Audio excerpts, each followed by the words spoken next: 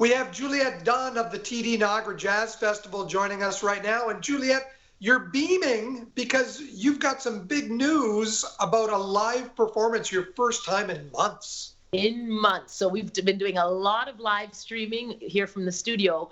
But tomorrow, it was supposed to be today actually, and because of the weather, they asked if we could switch to tomorrow. We said fine. Not a lot of gigs on the go. And actually, it's down in Niagara on the lake at an apartment complex. So we've been there before. We've played inside before, but this time we're going to be set up under a tent by the pool, and we'll be serenading up to all the different apartments. So I guess they've got they've all teamed together, I guess, and pulled some money and to pay for the band. That's fantastic. Who is playing? Is it you and Peter? Is it the duo, the trio? Yeah, the Shady Duo. Yeah, back in action. So what does it feel like? Like, honestly, looking at you right now, I mean, you're always smiling, you're always upbeat, but looking at you right now, this has taken it to another level. Just the thought of you playing in front of actual people that you can see. Yeah, and exactly, and some real time. You do a song and then it's just you're playing for crickets, right? When you're live streaming, so it'll be nice to have that reaction. I'm pretty sure we'll be able to hear requests and just it'll be great. It'll be really great. Yeah, we're excited. Well, that's fantastic to hear. Let's talk about Mardi Gras. You just had Mardi Gras this past weekend. You started off with the parades. How did it all go? It went really, really well. So, of course, with the parade, I was live streaming with my iPhone. And, of course, we're moving around. So we now know we might have to do that a little different next year because we kept kind of losing the connection. But other than that, after that, it all smoothed out. So, first of all, though, the parade, it was so hot. It was just so hot, just like last year. It was like about 39 degrees. The band, Big Smoke Brass Band, they were troopers because we were all socially distanced. We had a security guard in the front, in the back, and myself and another couple of the volunteers had kind of outfits that had pool noodles. So just to make sure that nobody did, crowd our space. The beaches were pretty crowded, but people were in their pockets.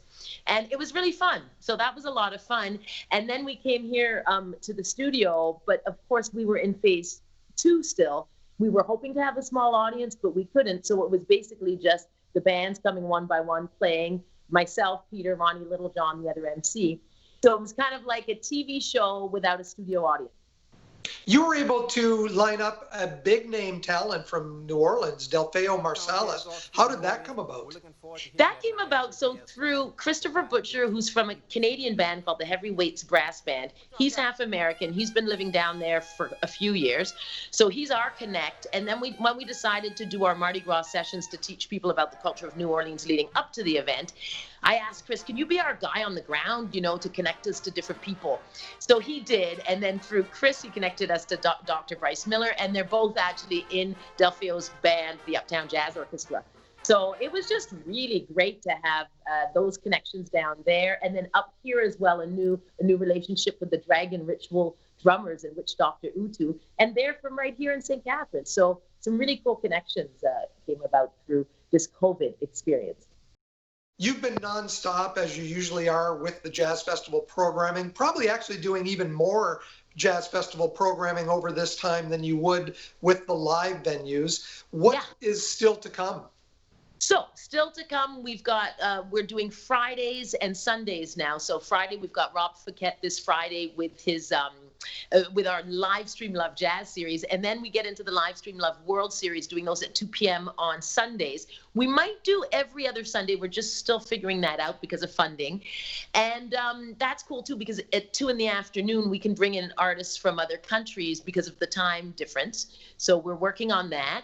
And then we're hoping to do One Love, a world music celebration, but I'm just looking at the budget because sponsorship's down because it's not the same festival.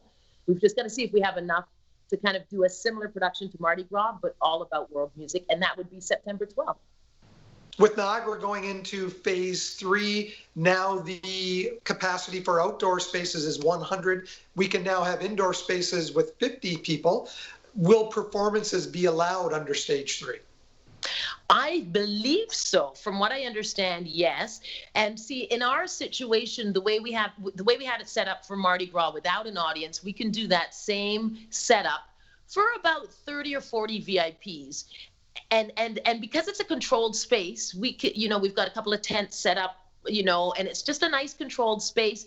We feel that that's probably going to be our way for the next little while. Select the VIPs and then live stream to everybody else for now. Perfect. Well, it's great that things are opening up a little bit more for people like yourself. Thanks for joining us, Juliet. Yeah. Thanks for having me, Mike. Take care and stay safe.